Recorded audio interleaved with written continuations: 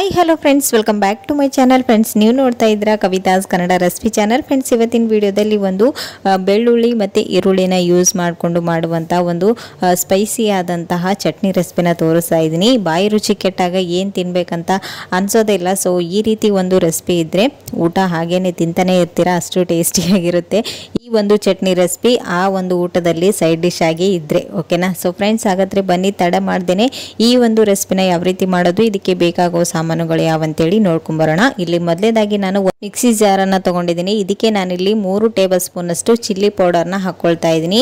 ನೀವು ಖಾರಕ್ಕೆ ಎಷ್ಟು ಬೇಕಷ್ಟು ನೋಡಿಕೊಂಡು ಹಾಕೊಳ್ಳಿ. ನಾನಿಲ್ಲಿ 3 ಈರುಳ್ಳಿಗೆ ಎಷ್ಟು ಕ್ವಾಂಟಿಟಿ ಬೇಕೋ ಅಷ್ಟು ಹಾಕ್ಕೊಳ್ತಾ ಇದ್ದೀನಿ.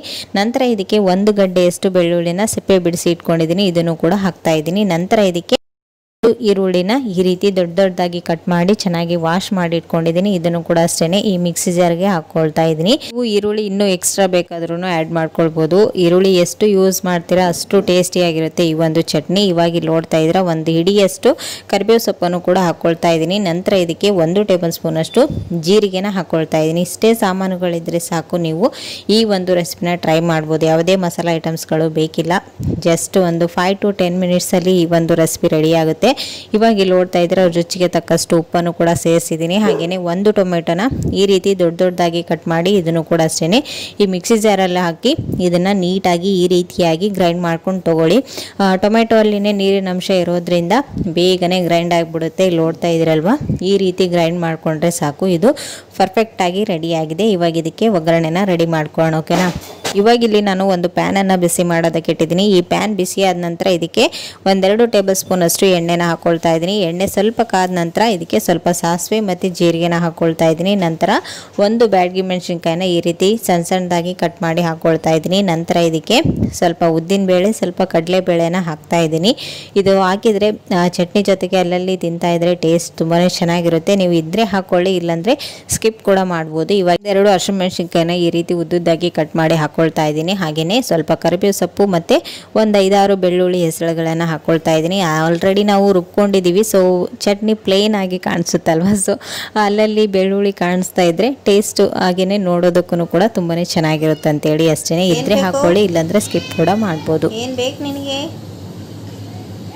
ಖಬೋಶ್ ಖಬೋಶ್. ಫ್ರೆಂಡ್ಸ್, ಇಲ್ಲಿ ನೋಡ್ತಾ ಇದ್ರಲ್ವ, ಎಲ್ಲ ಮಸಾಲೆ ಐಟಮ್ಸ್ಗಳು ಚೆನ್ನಾಗಿ ಫ್ರೈ ಆಗಿದೆ. ಇವಾಗ ಇದಕ್ಕೆ ನಾವು ಮೊದಲಿಗೆ ಗ್ರೈಂಡ್ ಮಾಡಿ ಇಟ್ಕೊಂಡಿರುವಂಥ ಈರುಳ್ಳಿ ಟೊಮೆಟೊ ಪ್ಯೂರಿ ಇತ್ತಲ್ವ, ಅದನ್ನು ಇದರಲ್ಲಿ ಸೇರಿಸ್ಕೊಂಡು ಅದರ ಹಸಿ ವಾಸನೆ ಎಲ್ಲ ಹೋಗೋವರೆಗೂ ನೀಟಾಗಿ ಸ್ವಲ್ಪ ಪೇಷನ್ಸಿಂದ ಇದನ್ನು ಫ್ರೈ ಮಾಡ್ಕೊಂಡು ತಗೊಳ್ಳಿ. ಅದರಲ್ಲಿರ್ತಕ್ಕಂಥ ನೀರಿನಂಶ ಕಂಪ್ಲೀಟಾಗಿ ಹೋಗೋವರೆಗೂ ಇದನ್ನು ಫ್ರೈ ಮಾಡ್ಕೊಳ್ಬೇಕು. ಇವಾಗ ಇಲ್ಲಿ ನೋಡ್ತಾ ಇದ್ರೆ ಇದನ್ನು ಸ್ವಲ್ಪನೇ ಈ ರೀತಿ ಮಿಕ್ಸ್ ಮಾಡ್ಕೊಳ್ತಾನೆ ಇದನ್ನು ನೀಟಾಗಿ ಫ್ರೈ ಮಾಡ್ಕೊಳ್ಳಿ. ಇಲ್ಲಿ ನಾನು ಸ್ವಲ್ಪ ಸಕ್ಕರೆ ಹಾಗೂ ಸ್ವಲ್ಪ ಟೇಸ್ಟ್ ನೋಡಿಕೊಂಡು ಸಾಲ್ಟನ್ನು ಸೇರಿಸ್ಕೊಳ್ತಾ ಇದ್ದೀನಿ. ನಂತರ ನಾನಿಲ್ಲಿ 1 ಅರ್ಧ ನಿಂಬೆ ಹೋಳನ್ನು ಕಟ್ ಮಾಡಿ ಹಾಕ್ಕೊಳ್ತಾ ಇದ್ದೀನಿ. ಇದರ ಬದಲಾಗಿ ನೀವು ಹುಣಸೆ ಹಣ್ಣಿನ ರಸನೂ ಕೂಡ ಯೂಸ್ ಮಾಡ್ಬೋದು.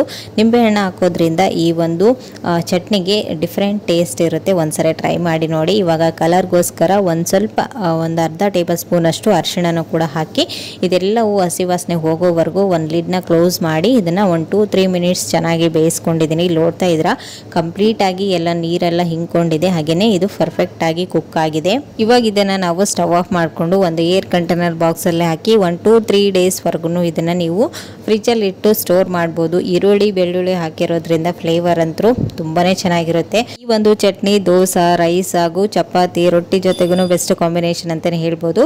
ಸೊ ಫ್ರೆಂಡ್ಸ್, ನೋಡಿದ್ರಲ್ವ ಎಷ್ಟು ಕಲರ್ಫುಲ್ ಆಗಿ ಕಾಣಿಸ್ತಾ ಇದೆ, ಹಾಗೆ ಎಷ್ಟು ಈಸಿಯಾಗಿ ಮಾಡ್ಬೋದು ಅಂತೇಳಿ.